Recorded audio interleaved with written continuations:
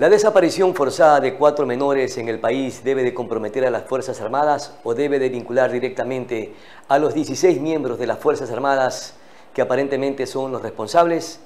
Es lo que revisaremos con un experto en seguridad. De la misma manera estaremos poniendo sobre el tapete la crisis respiratoria que se viene dando en China, en el continente asiático, aunque la Organización Mundial de la Salud ha dicho que no se puede convertir en pandemia. Sin embargo, planteamos la siguiente pregunta: ¿nos debe de preocupar? Soy Pedro Clotario Cedeño. Bienvenidas, bienvenidos.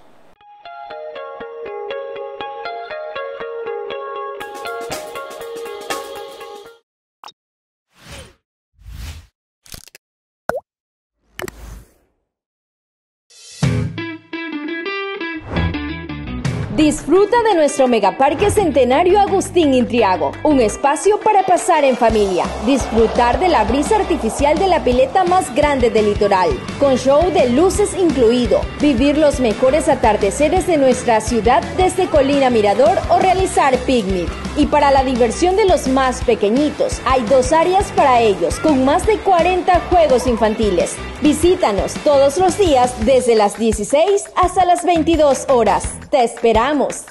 Manta, Alcaldía del Cambio.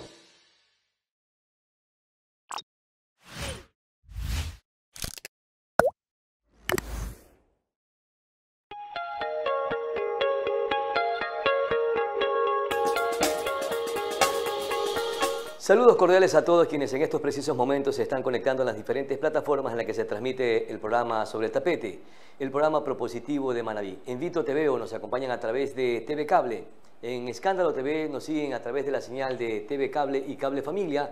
Juve Digital también nos transmite por Cable Familia y en la provincia de Manabí nos retransmiten 10 cableras. Llegamos a 10 cantones de la geografía manabita, hasta el Carmen, un poquito más allá, hasta la Manga del Cura. Llega nuestra señal. A todos ustedes un abrazo cálido y por supuesto que tengan un inicio de año bastante propositivo y que se cumplan todas sus metas y deseos. También queremos empezar saludando a nuestro directo invitado, Raimundo Santa Marta. Él es investigador farmacéutico y vamos a conversar sobre un tema que se ha amplificado en varios medios de comunicación nacional e internacional. Y es que en China, en el continente asiático, nuevamente se ha despertado una especie de crisis respiratoria que pudiera estar generando alguna amenaza en este país asiático. Y esa es nuestra primera inquietud, mi querido ingeniero Raimundo Santa Marta, a quien le saludamos y le damos la cordial bienvenida. ¿Debe de preocuparnos esta crisis respiratoria que está apareciendo en China, a pesar de que la Organización Mundial de la Salud a un principio no se había pronunciado, ahora dice que se descarta la posibilidad o la probabilidad que se pueda convertir en una especie de pandemia? ¿Cuál es su criterio alrededor de esta situación? Bienvenido. Buenas tardes, Carlos. Muchísimas Pedro. Pedro, sí, hoy he tenido varias entrevistas. Me imagino que la agenda está pero bastante complicada. Sí, la agenda está complicada. Bueno, porque esto ha causado mucha conmoción, hay mucho nervio. Recordemos el caso del COVID, que salió de China, pero no necesariamente del origen que se habla. Sin embargo, eso no está comprobado y no es el tema. Ahora el tema, estamos hablando del metapneumovirus. Esto se trata de un virus que procede del virus sincitial, que es uno de los mayores virus respiratorios que existen para la afectación sobre todo a niños. Y aquí hay una variante de este virus sincitial y que está afectando y se le ha denominado como el metapneumovirus. Sin embargo, no es nuevo, ya esto es viejo. Y está dando en Malasia y en todo el norte de la China fundamentalmente. Ya, perfecto. Tengo este dato que me parece interesante revisarlo, ingeniero, que dice que no se trata de un nuevo patógeno o una nueva pandemia. ¿Esto cuán tranquilo nos debe dejar o no? Sí, hay que estar tranquilo con esto porque primero no es un nuevo patógeno, o sea, no es un nuevo virus, ya es un virus conocido. Desde el año 2001 se conoce este virus procedente de Holanda, de los Países Bajos. Y sin embargo tiene en su reservorio genético analítico, tiene muestras que data de hace aproximadamente unos 200 años.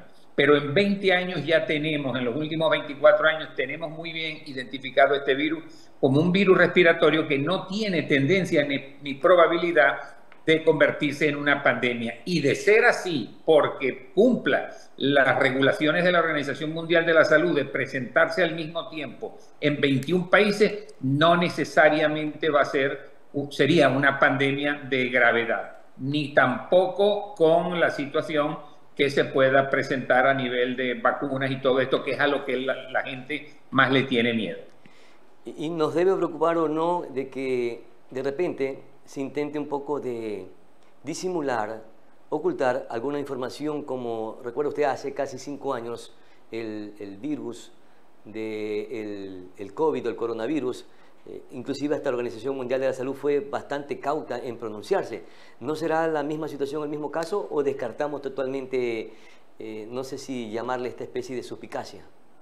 No, eso hay que descartarlo completamente y tiene que ver con que es un virus conocido ya. No estamos hablando como el SARS-CoV-2, el causante de la COVID, porque ese sí fue un virus completamente nuevo que no se determinó o no se ha determinado aún todavía si es un virus que fue creado en un laboratorio o en efecto procede de una transmisión zoonótica, que es del animal al humano. En este caso, de este metapneumovirus, se tienen evidencia de que procede, de que saltó de aves selváticas al ser humano. Y allí fue donde se empezó a desarrollar, pero repito, desde el año 2001 ya esto se conoce en Holanda y se tiene una muy buena determinación de la parte genética y del ADN y ARN de este virus. ¿Y en China el contagio se ha incrementado, se viene incrementando o ya se está normalizando o controlando? Recordemos que es una enfermedad endémica, entonces todos los años da. En las temporadas de invierno y de lluvia es cuando más se da. En el norte de la China es donde esto está prevalente en este momento de forma muy importante. E inclusive ha creado una alerta sanitaria. Y ojo con esto, no es una emergencia sanitaria en la cual se estructuran los mecanismos de ayuda variada, de múltiples acciones. No, es sencillamente una alerta sanitaria para buscar los mecanismos de que las personas, los residentes, los habitantes de esa zona de la China tomen medidas de control para evitar el contagio. Escuchábamos también que en Ecuador, al parecer, estos casos de este virus respiratorio apareció en el año 2023 y en 2024, es decir, que no es nada nuevo. Es más, el Ministerio de Salud Pública confirmó este detalle y más bien en el 2023 es donde precisamente se registran mayores casos de este virus que hoy nuevamente está apareciendo en algunos países del mundo, y en Ecuador hoy se descarta la posibilidad de que existan nuevos casos.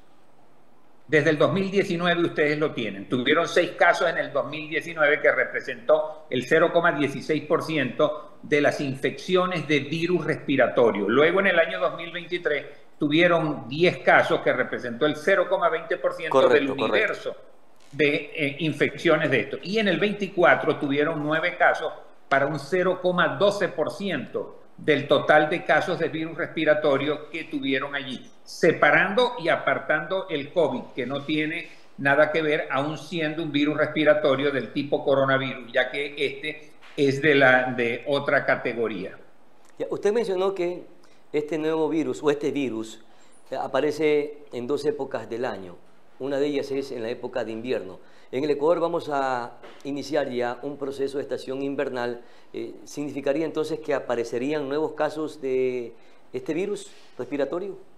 Considerando los viajes, considerando cómo las personas se trasladan de un continente a otro, de un país a otro, no cabría la duda o no habría que descartar el hecho de que venga alguna persona procedente de la China, donde en este momento está este virus andando con más fuerza, y pueda traerlo y contagiar a algunas personas en el Ecuador. Eso es muy factible, pero no quiere decir con esto que va a desarrollar un proceso pandémico, porque no es una enfermedad endémica tampoco del Ecuador. Ahora sí, ¿podemos decir cuáles son las características fundamentales o los síntomas claves del metapneumovirus? Los síntomas básicamente son congestión con secreción nasal. Hay una rinorrea allí muy fuerte que le da. Hay dificultad para respirar porque los pulmones, los alvéolos pulmonares no tienen la expansión y contracción de forma normal y natural. Produce dolor de garganta y toda esta situación pulmonar al cerrarse automáticamente favorece las condiciones de desarrollar fiebre. En casos graves hay broncolitis y se dan muchos casos con neumonía, sobre todo a personas que están inmunocomprometidas o a niños que presentan inmadurez en el sistema inmunológico, ya que hay que tener mucho cuidado con esto. El 90% de los casos de niños que les da el metapneumovirus les da entre los 5 y los 10 años. Allí es donde está el grueso estadístico de cómo este virus se ha manifestado a nivel de niños. Es decir, que esos son los segmentos más vulnerables, los niños entre esas edades que usted mencionó y también los adultos mayores inclusive, entre 40 y 80 años de edad. Exacto, los adultos, pero sobre todo los que están o con deficiencias en el sistema inmunológico, claro, o los inmunocomprometidos, que pueden ser personas obesas, personas con diabetes, con cáncer, con VIH. Estos son más proclives a que la condición de este virus, que no es de alta letalidad de ninguna manera, sí se manifieste de una forma agresiva, llegando inclusive a causar la muerte en el 11% del 40% de las personas que teniendo deficiencia inmunológica entran en procesos de hospitalización. A ver, entonces, de ese 40% que se infectaría, el 90%, ¿me repite por favor ese dato que me parece interesante, ingeniero? El 90% de los casos es de la parte de lo que hablamos de niños entre 5 y 10. Ahora hablamos del 40% de las personas que cursan hospitalización. En ese 40% fallece un 11% de ese 40%, pero cuando presentan problemas de base, o sea, enfermedades de base, traen comorbilidades, tienen indicaciones donde hay obesidad, donde hay problemas pancreáticos, hepáticos, cardíacos, hipertensión, todas estas enfermedades que subyacen de base en las personas hacen de este virus una situación realmente para preocuparse. ¿Y qué tan probable es que a través de este virus provoquen muertes súbitas? No existe, no se conoce, no hay la estadística, la experiencia no la hay, porque la muerte súbita es que de repente una persona pueda tener un colapso respiratorio o pueda tener un colapso cardíaco o cerebral y no se ha conocido porque es un virus que crea el desarrollo, se va desarrollando dentro del proceso de la enfermedad, que tiene de 1 a 3 días para la incubación y tiene posteriormente hasta 10 días, 12 días, que puede durar toda la sintomatología que presenta este virus. ¿Y cómo este proceso infeccioso respiratorio se puede convertir en una neumonía, que es cuando ya se pone complicada la situación de salud de un paciente o una persona? La neumonía pulmonar procede de 2 vías, una vía que es la bacteriana y otra la viral. Estamos hablando de temas de virus. Puede haber un colapso viral como consecuencia de la proliferación, la multiplicación de las partículas virales activas dentro de los pulmones que inhiben la posibilidad del proceso respiratorio adecuado y que esas células lamentablemente dejan de tener la funcionabilidad del proceso de desintoxicación y de producción de energía que es el que va a ayudar con la metabolización de las sustancias inclusive tóxicas para eliminarlas dentro de la célula. De modo tal de que cuando eso sucede, hay congestión, mucha más congestión, se cierran las vías respiratorias y allí se vuelve un caldo de cultivo, sobre todo con la secreción nasal, se vuelve un caldo de cultivo para desarrollar un proceso bacteriano infeccioso o viral infeccioso. Ya, un infectólogo en el Ecuador, lo escuché decir que en nuestro país, en nuestro medio, puntualmente hemos sido infectados desde que éramos pequeños. ¿Cuánto inmuniza a una persona esto o no? Sí, todos nos hemos infectado, todos los que hemos corrido en el campo, hemos corrido en la arena, hemos estado expuestos a los pisos, a estar en el piso, todos nos vamos inmunizando, o sea, nacemos con un sistema inmunológico totalmente inmaduro y con el tiempo se va madurando. Allí vamos adquiriendo ciertos patógenos infecciosos en los cuales, por tener la fortaleza inmunológica de niños, pues tiene la capacidad de responder y de rechazar este virus. Sin embargo, estos quedan allí en la biblioteca inmunológica y cuando somos mayores no tenemos tantos problemas para esos virus o esos microorganismos que se han presentado en un momento determinado, no tenemos problemas porque ya la inmunidad reconoce cómo responder, cómo defenderse de esos patógenos. Cuando se tratan de patógenos nuevos, como fue el caso de la COVID, como puede ser el caso de cualquier virus o bacteria actualmente existente, que haya tenido mutaciones y hayan cambiado sus enzimas interiores, allí entonces es donde se puede presentar algún inconveniente en que no haya una respuesta adecuada para cada momento. Ingeniero Santa Marta, ¿y cómo se transmite este virus? Este virus básicamente se transmite a través de el toser, del contacto personal sobre todo. Allí es cuando más da superficies que hayan tenido salivación, o sea, que hayan tenido el lanzamiento de la gotícula cuando estamos hablando, cuando estamos tosiendo, cuando estornudamos. Podemos infectar directamente a una persona, como podemos también infectar a un área, una superficie, que posteriormente viene otra persona, la toca y se lleva la mano a la cara. Por eso es muy importante en todos estos procesos de brotes virales, es muy importante mantener la higiene personal y esta parte fundamentalmente con el lavado de forma regular de las manos para evitar que allí alguna partícula de lo que hayamos tocado, el pomo, la llave de una cerradura, tocar una mesa o algo de esto, pues allí puede venir el contacto para contagiarse del virus. Las transmisiones son similares a la del COVID y también las recomendaciones de prevención son similares también. O sea, debemos de poner en práctica las mismas recomendaciones de la época del COVID o del coronavirus. Sí, definitivamente sí, porque son virus respiratorios. Entonces lo primero que hacemos es cuando lo llevamos a la cara, inmediatamente entra por la mucosa nasal, de la mucosa nasal pasa a la parte pulmonar y allí se empieza a desarrollar el virus a una velocidad de 100.000 partículas de virus por célula por día. De modo tal que en corto tiempo hay un colapso celular como consecuencia de esas proteínas virales que se unen y producen la multiplicación del virus. ¿Y este virus con qué velocidad o con qué frecuencia puede rebasar fronteras? ¿Fronteras de territorio o fronteras patológicas en el individuo? Fronteras de territorio, inclusive. En fronteras de territorio puede ser Pedro, que mañana mismo esté presente en el Ecuador, que venga una persona de la China que haya estado en contacto con alguna otra persona y en cuestión de 24 horas, que es lo que puede durar un viaje de la China al Ecuador o a cualquier país latinoamericano, pues ya se traiga el virus, que fue lo que pasó con la COVID. Hubo esa transferencia de personas en el mundo completamente por la globalización y por eso se extendió de forma rápida. La mal llamada fiebre española, gripe española, no hubo esa velocidad porque había que esperar 13, 14, 15, 30 días en que un barco llegara de Europa o fuera de América para Europa o para el oriente del mundo o algo de eso.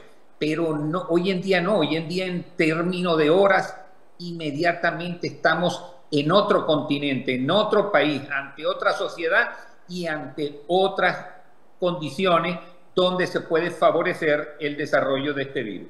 Pero o de cualquiera. Aquí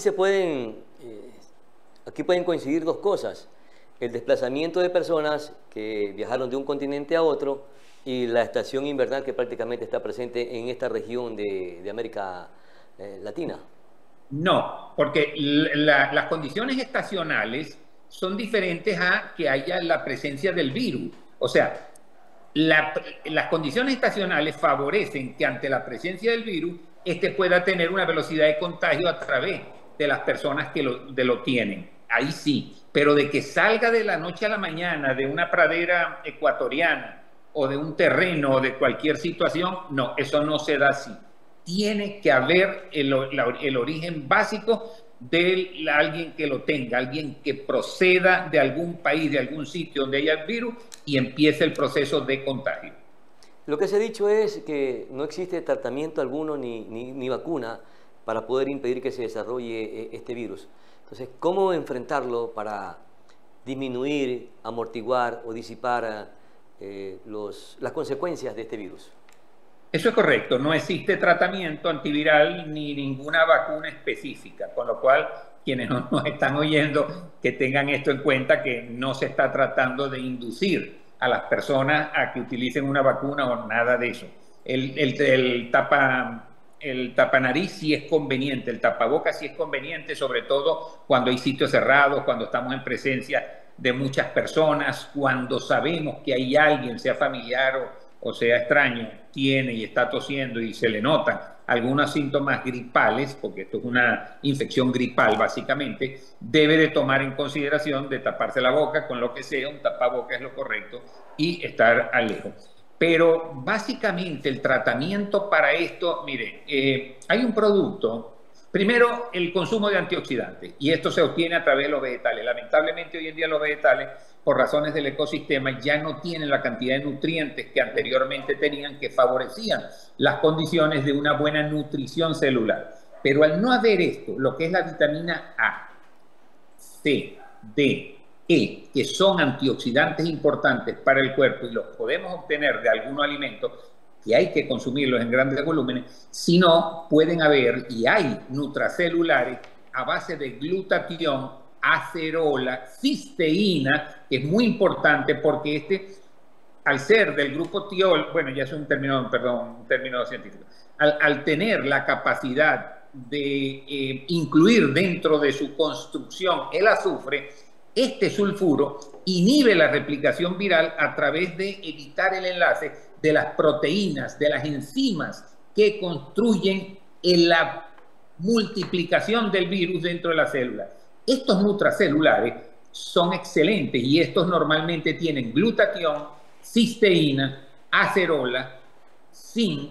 Esos 4 elementos unidos crean una sinergia y evitan que el virus pueda multiplicarse porque, repito, inhiben el enlace de las proteínas virales, con lo cual un proceso viral de esta naturaleza en 2, 3, máximo 4 días a 5 días, y teniendo una gran ventaja, que durante este tiempo, como el virus no se está multiplicando, lo único que se están sintiendo son los síntomas básicos del contagio inicial, de la infección inicial, porque no hay multiplicación viral, que es el que va a traer como consecuencia el colapso de la célula, el colapso del tejido donde se encuentra y básicamente, al ser respiratorio, de los pulmones.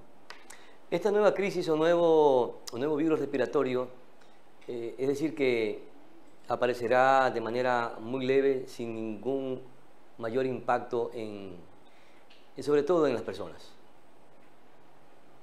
El impacto, repito, Pedro, el impacto lo va a haber definitivamente en aquellas personas que tienen comorbilidades, que tienen algunas enfermedades de base, pero de resto va a ser un proceso gripal que dura entre 3 y 14 días, 3 y 12 días, 3 y 14 días más o menos puede durar. Entonces, ¿qué es lo que hay que buscar? Tratar de considerar estas informaciones. Yo aplaudo mucho a todas las emisoras y todos los canales, todas las personas como tú, que se dedican a informar más allá de la cantidad de gente que no quiere ser receptiva a la información, y como tal son los que más sufren en los momentos en que se producen estos desarrollos. Porque el no estar informado hoy en día es caer en la desgracia o en la situación de sufrir las consecuencias. Entonces, sencillamente hay que tratar de cuidarse con una buena alimentación, con incrementar el sistema inmunológico, el uso de estos nutracelulares maravillosos para evitar esto, y de resto lo vamos a tener toda la vida, y no es este virus, son todos los virus. Claro. Recuerden que tenemos 3.5 millones de años viviendo con los virus, y dentro del propio organismo, en el viroma humano, nosotros, dentro de nuestro cuerpo, tenemos más de 1000 virus diferentes.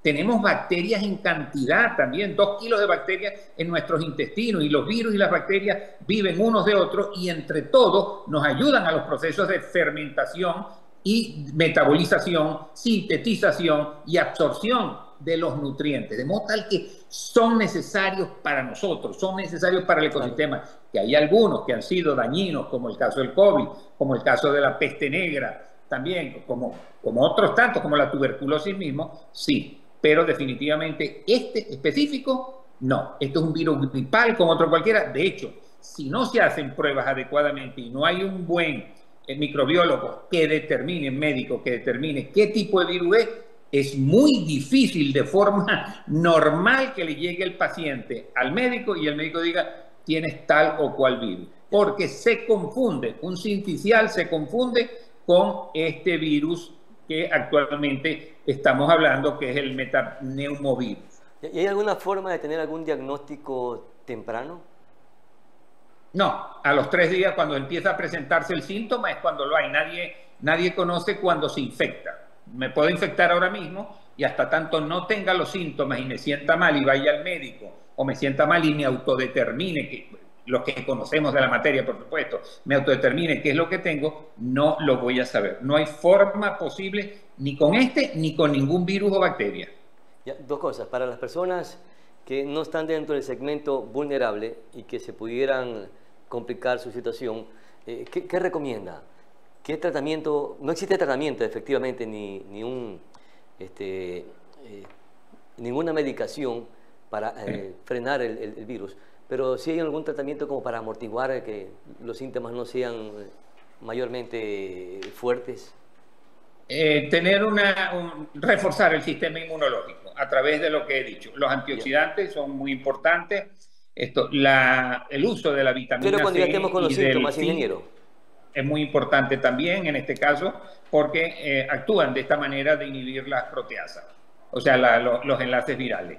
Eso es lo que puede hacer una persona en este sentido, y recordemos que por mucho que hagamos, cuando nos toca infectarnos de un proceso viral, es por la autoconfianza que tenemos en presentarnos en cualquier sitio, en cualquier parte, para el tema de hacer vida social, de hacer vida laboral, de hacer vida deportiva, de todo esto. O sea, ingeniero, están susceptibles de contagio. Me refería cuando ya tengamos los síntomas. ¿Algún medicamento que se deba tomar? Básicamente debe de ser el médico, porque tiene que determinar qué tipo de virus es el que tiene que determinar qué tipo de infección. Normalmente la gente corre a la farmacia a comprar el paracetamol. Lo peor que puede hacer es consumir acetaminofén, porque este producto daña la producción del glutatión a nivel hepático, y el glutatión es estrictamente necesario para poder superar los procesos virales, por lo que dije antes, la unión de las proteasas, de las enzimas virales, de modo tal que en estos procesos no se debe tomar acetaminofén o paracetamol. Puede tomarse, por ejemplo, el ibuprofeno, que es muy bueno en este sentido, para el malestar. Y lo demás, mucha agua, ingerir mucha agua, porque al ingerir agua vamos eliminando las partículas virales residuales. Adicionalmente, llenamos las células de agua y estas empujan a la salida del virus, a mantener un proceso de reciclaje de la parte de hidratación intracelular. Perfecto, mi querido ingeniero. Muchísimas gracias, Raimundo Santamarta, por sus valiosos y grandes aportes sobre este tema que causó bastante preocupación al inicio, pero de acuerdo a sus argumentos yo creo que debemos estar tranquilos y nada más es tomar medidas preventivas como las que usted ya mencionó. Le quedamos sumamente agradecidos por conversar con nosotros, ingeniero Raimundo Santamarta. No preocuparnos, pero sí ocuparnos. Hacer prevención con protección.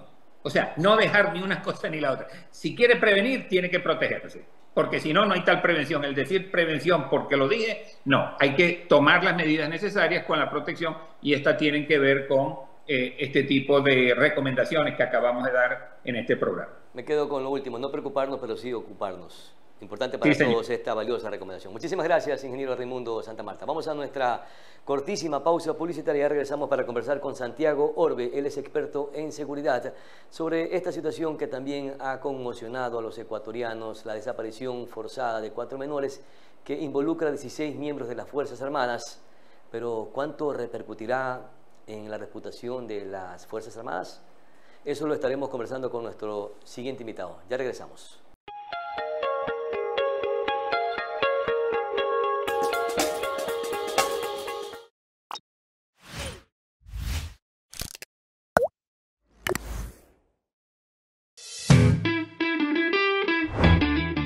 Disfruta de nuestro Megaparque Centenario Agustín Intriago, un espacio para pasar en familia, disfrutar de la brisa artificial de la pileta más grande del litoral, con show de luces incluido, vivir los mejores atardeceres de nuestra ciudad desde Colina Mirador o realizar picnic.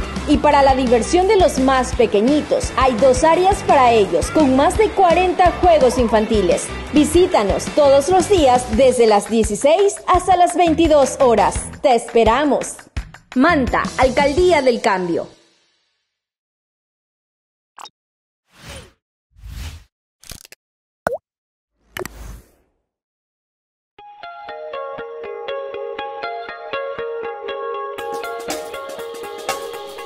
Estamos de vuelta, gracias por seguir en sintonía del programa Sobre el Tapete, el programa propositivo de Manaví. Es el momento de conversar con el doctor Santiago Orbe, el ex experto en seguridad y defensa nacional, y precisamente vamos a hacer algunos análisis con este caso que ha conmocionado al país, y es la desaparición forzada de 4 menores de edad que lamentablemente sus cuerpos fueron encontrados sin vida y calcinados después de haber sido torturados. Y en ese marco le empiezo preguntando, doctor Orbe, ¿cuánto compromete esto a las Fuerzas Armadas, tomando en consideración que son 16 militares que aparentemente están como presuntos responsables? Licenciado, buenas tardes, buenas noches también. Un saludo afectuoso a toda su distinguida audiencia y por supuesto, pues expresándole antes que nada, tanto a usted como a su equipo de trabajo y precisamente a aquellos que tienen la gentileza de dispensarnos siempre con su audiencia, pues expresarles mis mejores deseos para este año 2025. No son muy auspiciosos en términos de la política interna o de la política externa también, pero hay que poner sobre todo y por encima la necesidad y el comprometimiento de todos para, desde nuestros pequeños espacios, desarrollar mecanismos no de sobrevivencia, sino de altivez, de valentía y sobre todo de crítica interna a la hora de entender que también somos parte responsable de muchos de los sucesos que acontecen en nuestro país. Ya con su pregunta, es muy triste todo lo que está pasando, ha sido muy doloroso ver el silencio institucional y cómo, a medida que pasaban los días, este silencio institucional se transformaba en una forma de campañas de construcción de las narrativas al respecto de la descalificación de las personas que habían desaparecido, de los niños que habían desaparecido. Y esto es lamentable porque se busca cualquier forma o de cualquier modo tratar de justificar lo injustificable. Se busca tratar de tapar aquel mal procedimiento que ya se ha advertido muchas veces en este mismo espacio, querido licenciado. En este mismo espacio habíamos hablado al respecto de lo peligroso que es y lo inoficioso que puede llegar a ser poner a Fuerzas Armadas en temas de seguridad. Claro, las dinámicas internas, las dinámicas sociales, la misma fenomenología del crimen organizado hace que se transformen de alguna manera o se exija a los estados que dentro de las instituciones estratégicas como de seguridad, defensa e incluso relaciones internacionales hay una modificación y una reevaluación permanente de la doctrina. ¿Qué quiero decir con esto? Vemos, por ejemplo, a miembros institucionales de Policía Nacional que ya tienen especialidades muy elevadas a la hora de enfrentar al narcotráfico, a la delincuencia organizada en general, con grupos especializados como el GOE, el GIL, el GEMA, en fin, son unidades especializadas que entran ya en la línea del ejercicio táctico operativo. Tal es así que muchas de estas unidades operativas han superado en mucho la acción operativa de muchas Fuerzas Armadas. Eso habla bien, por ejemplo, de la capacitación de estas unidades élite de Policía Nacional. Pero son precisamente unidades que prácticamente se encuentran para esto, que trabajan dentro del territorio. Y vemos cómo se necesita cada día más o se acude a Fuerzas Armadas, sobre todo desde el sector político, para que no solamente desde el efecto mediático que pueda tener la presencia de los militares en las calles, sino también porque hay ciertos y justos requerimientos por parte de la sociedad de dar más control. Entonces se acude a estos militares y se busca una forma de especialidad que les permita a ellos trabajar en el conflicto urbano, a nivel interno. Y ahí es cuando se presentaban nuestras dudas, nuestras divergencias, doctor Orbe, y sobre todo ¿pero nuestras usted cree que inseguridades. si las Fuerzas Armadas se retiran de las calles para contribuir con la Policía Nacional para combatir a las mafias delincuenciales, no cree que se le estaría cediendo espacios a las mafias criminales?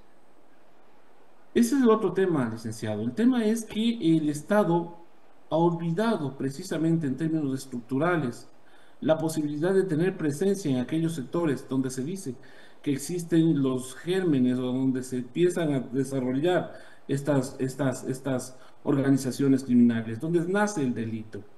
Pero lamentablemente no es así. Eso también es otra forma equivocada de tratar el tema. Se ha tratado de buscar un conflicto interno que no hay, una guerra interna que no hay. Sí hay inseguridad, por supuesto. Hay una forma de impunidad en términos de las instituciones de control. Por ejemplo, Fiscalía, por ejemplo, el sistema judicial, que también permite que delincuentes con cuello blanco transiten libremente por el país. Entonces, esto es de parte y parte, yo creo. Y como usted bien dice, lamentablemente el efecto de seguridad que puede tener en las personas es evidente, es real. Pero ¿esto soluciona el problema? No. Vemos que Fuerzas Armadas y Policía Nacional no están preparadas para el desafío o para los desafíos del presente y no se diga del futuro. Yo creo que esta situación tan difícil, la pérdida de estos niños, el mal trabajo operativo, la falta y el pasarse todos los protocolos al respecto del tratamiento para estas personas, para estos menores de edad que fueron detenidos, nos habla precisamente de la necesidad de repensar cómo operan Fuerzas Armadas, cómo está operando Policía Nacional. Nos obliga a tomarlo esto con mucha cautela y proponer en la mesa del debate. Claro. ¿Qué está pasando con los sistemas de doctrina de Fuerzas Armadas y Policía Nacional? ¿No esperan escenarios distintos o nunca estuvieron preparados para estos escenarios? Tampoco los quieren ver y lo estamos corroborando cuando seguimos precisamente tocando este tema. El tema de la vulneración a derechos humanos, el tema en que no se ha solucionado las crisis de inseguridad, que sigue latente la inseguridad en la ciudadanía. Entonces, vamos, la paz eterna no existe, pero el conflicto interestatal, interno, tampoco es que es anticuado. Y esto ha venido pasando durante algunos años y no se ha solucionado. Esto de sacar militares al control de la seguridad pública es un efecto de imagen para los gobiernos, pero mucho harían a la hora de construir una política pública que sea integral y que abarque tocar muchos de los temas sobre los cuales existen estos vacíos y estas falencias que hacen proclive que nazca, por ejemplo, el germen de la violencia, el germen de la inseguridad, el germen de la impunidad, por ejemplo. Permítame, doctor Orbe, hacerle la misma pregunta, pero con otros insumos y de otra manera. Porque usted mencionó que la institución o las Fuerzas Armadas mantuvo un silencio institucional frente a esta grave situación, porque si no fuese por uno de los padres de familia que denunció a través de las redes sociales este caso de la desaparición hasta ese momento de 4 menores de edad, probablemente no se hubiera hecho tanto ruido y no sabemos hacia dónde se hubiera dirigido este caso gravísimo.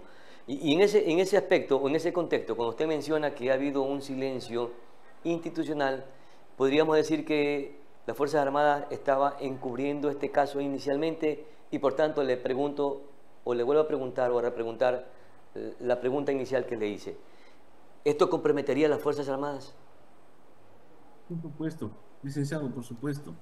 Y no es solamente este caso, hay muchos casos en los cuales Fuerzas Armadas parece que lo han dejado pasar y que han quedado en el tiempo, parece que en el olvido.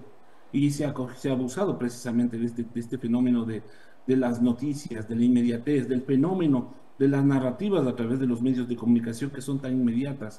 Y lamentablemente no se ha tocado una forma de investigación permanente sobre algunos casos. Y ahora aparece esto. Lo más doloroso es esto, licenciado.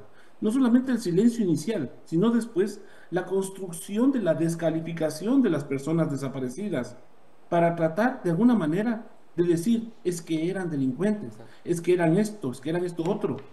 Pero existen procedimientos, existen protocolos. ¿Y en qué falló entonces ahí ese grupo? ¿En qué falló ese grupo de militares ¿Estuvieron o no delinquiendo estos menores de edad?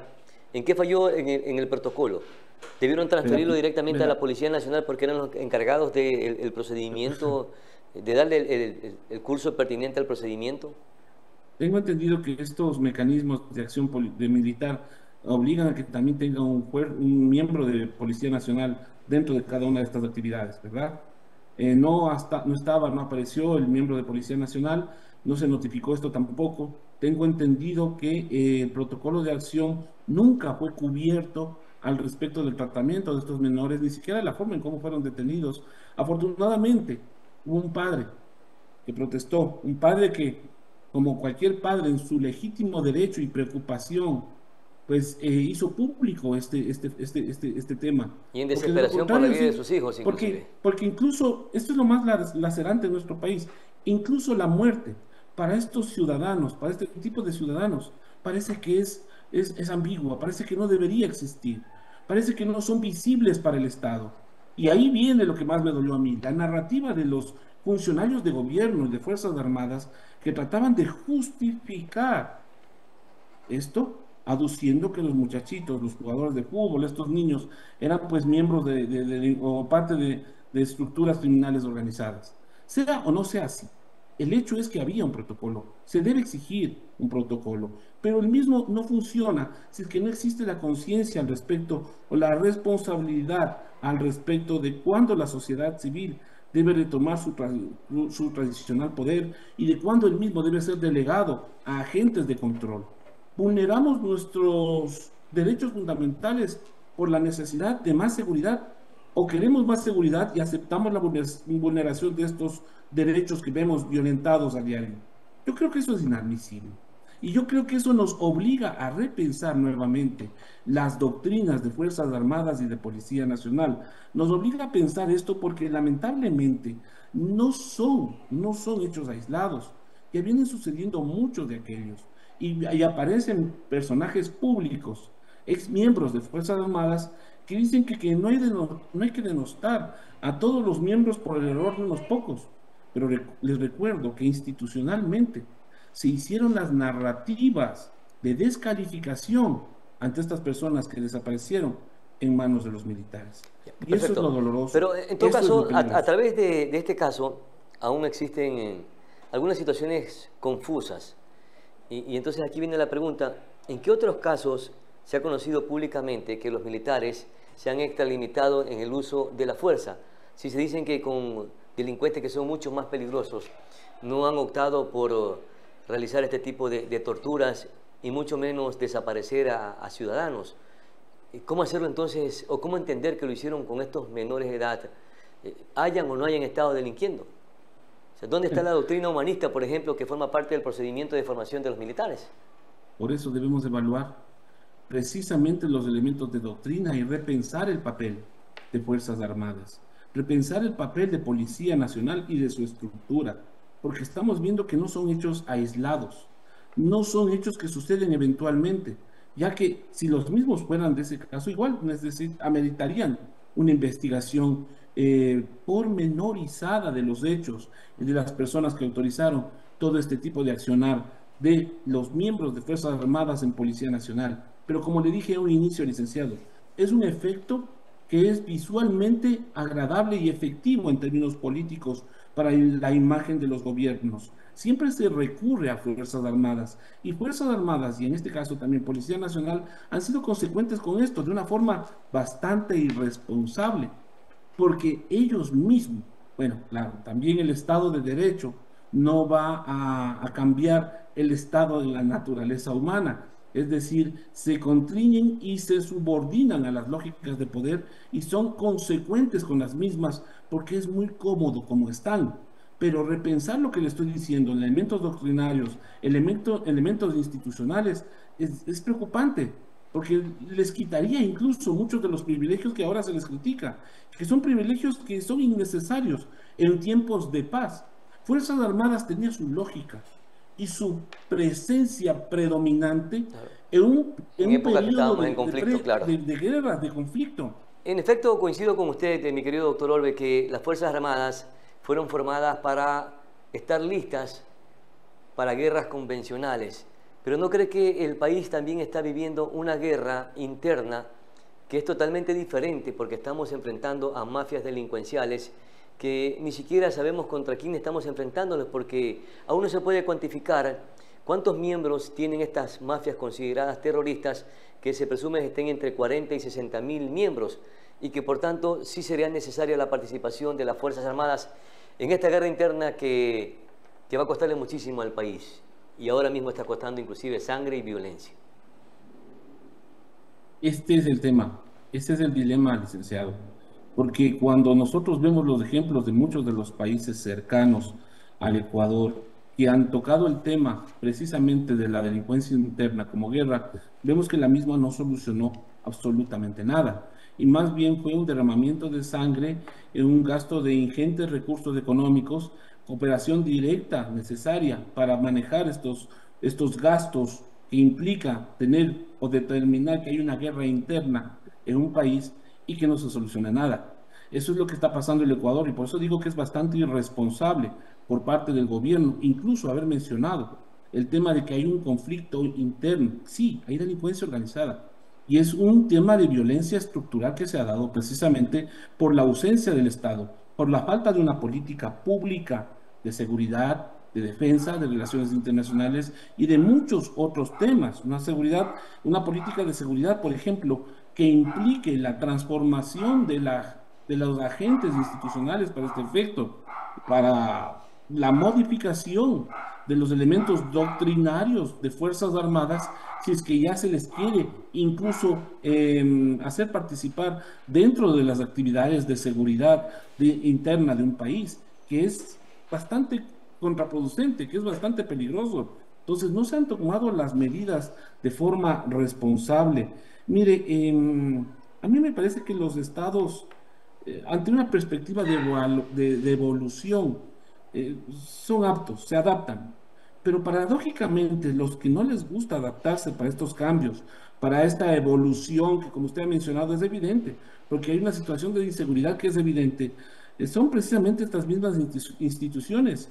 Pero como lo dije, para ellos es muy útil sus intereses en participar con injerencia directa en el mantenimiento de órdenes y sistemas de política y de gobierno que son afines y que les son útiles para mantener o de alguna forma tener estos aspectos inamovibles, adaptar doctrinas, considerar o repensar la forma en cómo operan estructuralmente estas instituciones. Entonces, yo creo que este tema de los niños fallecidos ya nos debe obligar a repensar cómo nosotros necesitamos unas Fuerzas Armadas, qué tipo de policía necesitamos en estos momentos, pero fundamentalmente exigir una política pública de seguridad y defensa. Eso no hay. Por eso vemos inmediatamente las narrativas que se construyen alrededor de aquello, ¿no? Hay una guerra interna, perfecto, que ingrese Fuerzas Armadas, pero ¿con qué garantías, con qué preparación, con qué doctrina? Ahora, en todo caso, aún no se esclarece en qué medida las Fuerzas Armadas tienen una responsabilidad directa o indirecta. Pero, por ejemplo, hoy un tribunal penal ya dispuso prisión preventiva para los 16 posibles responsables, los 16 militares posibles responsables que pertenecían a la base de Taura y que son parte de la Fuerza Aérea Ecuatoriana. ¿Cuán importante es la revelación de lo que sucedió de estos 16 involucrados en este caso? Mira, licenciado, es muy importante, pero también es muy preocupante, porque este caso se hace público por las demandas públicas de un padre de familia y porque había cámaras. ¿Se imagina usted el caso de que no hubiesen existido cámaras en el sector? ¿Se imagina usted el caso de que le hubiese callado también al padre? ¿Cuántos de estos casos no conocemos que en este momento se encuentran en la Corte Penal o que se encuentran precisamente buscando justicia al respecto de estos temas? ¿Cuántas veces habrá pasado aquello? Es bastante delicado y no se lo quiere dimensionar, se lo quiere tapar y ahora se está ocupando la figura de un conflicto que puede poner en duda la seguridad jurídica del gobierno actual como legítimo heredero de la delegación por el voto popular, es decir, un golpe de Estado. Eso es jugar, porque si nosotros hacemos un análisis estricto, jugar con la opinión pública, tratar de tergiversar los hechos, no asumir responsabilidades. Hay 16, como usted me dice, miembros de Fuerzas Armadas que están siendo, que han sido detenidos para indagaciones. Y los oficiales, y el comandante general que mintió, el comandante general que dijo que eran delincuentes y que no, Fuerzas Armadas nunca tuvo nada que ver con ello. ¿Qué pasa con Claro. ellos? No se les hace nada. Hay esos Contradicciones niveles de del impunidad. del ministro de Defensa, contradicciones del jefe del Comando Conjunto de las Claro. Fuerzas Armadas, etcétera. Ahora, pero también cuán clave pudiera ser la persona que aparentemente se dio su celular, su móvil, para que los menores se pudieran contactar con sus padres. Todos esos son datos, todos esos son indicios, Porque todos son aquí sí esos existe una elementos. rareza, porque Sí, claro. las Fuerzas Armadas, ¿por qué tendrían que capturar o retener a unos menores y posteriormente cederle el teléfono para que se contacten con los padres de familia? ¿Eso no le parece una rareza, Son doctor Orbe? contradicciones, son cosas que tapan aún más los lamentables hechos que deben haberse dado antes al lamentable fallecimiento de estos muchachos. Por ahí escucho en las redes, veo en las redes, escucho en medios de comunicación que hablan sobre conjeturas peligrosas. Y esto se abre precisamente por la forma en cómo es manejado el tema. Cuando existe o si existiese una doctrina clara al respecto, el tema fuera tocado directamente, sin medias tintas, para precisamente precautelar la seguridad de las instituciones que salvaguardan la seguridad y la defensa de los ecuatorianos. Pero no se dimensiona esto. Y es precisamente por eso le digo que es muy cómodo para los mandos policiales y militares, y en este caso militares, quedarse callados y ser consecuentes con las barbaridades que está pasando al respecto del silencio que se ha tratado de imponer sobre este caso. ¿Por qué? Porque es muy cómodo estar como están. Claro. Y es difícil tratar de enfrentar Claro, esto. tengo Y es una muy última poco inquietud. probable que haya castigos a niveles jerárquicos superiores, porque los mismos están sosteniendo, si se quiere, al gobierno actual. Eso es lo que me está pareciendo a mí. Y esta lectura es lo que yo tengo como referente de todo lo que estamos viendo pasar en estas últimas horas. Me parece que debemos reaccionar y creo que existen los mecanismos institucionales Claro. para que esto suceda, pero no se los aplica, no Doctor se los Orbe, escucha. si las investigaciones ratifican que existió una desaparición forzada y compromete a las Fuerzas Armadas, ¿cuánto arrastraría a la institución como tal, al presidente de la República, que es el jefe del Comando Conjunto de las Fuerzas Armadas? Verá, licenciado, puede que incluso haya una determinación judicial donde no hubo responsabilidad. Los hechos están ahí, las imágenes están ahí, hubo un mal procedimiento y lamentablemente esto va a traer mucha tela, sobre todo para el Estado ecuatoriano, en instancias internacionales como la Corte Interamericana de Derechos Humanos. Yo estoy convencido de eso. Y nuevamente Ecuador tendrá que asumir las consecuencias de la omisión y la irresponsabilidad de personas que se creen y que están en el poder y que no han sabido dimensionar las implicaciones y las responsabilidades institucionales que significa estar ahí. Es lamentable, es muy lamentable, incluso que se dé un fallo favorable. Ya están las imágenes ahí. Y hay 4 familias que el 31 de diciembre estuvieron velando a sus hijos, a sus niños.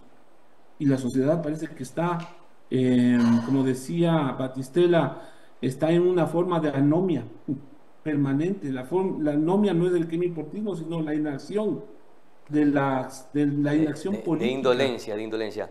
Mi querido Y doctor además de la indolencia, Santiago Orbe, que es doloroso. le quedo sumamente agradecido por sus aportes que son necesarios para hacer algunos análisis, y sobre todo lo que queremos los ecuatorianos es que este caso gravísimo y que ha conmocionado al país y que le duele al país porque son 4 menores, indistintamente que hayan estado o no delinquiendo, ese no era el procedimiento adecuado, sobre todo porque eran niños,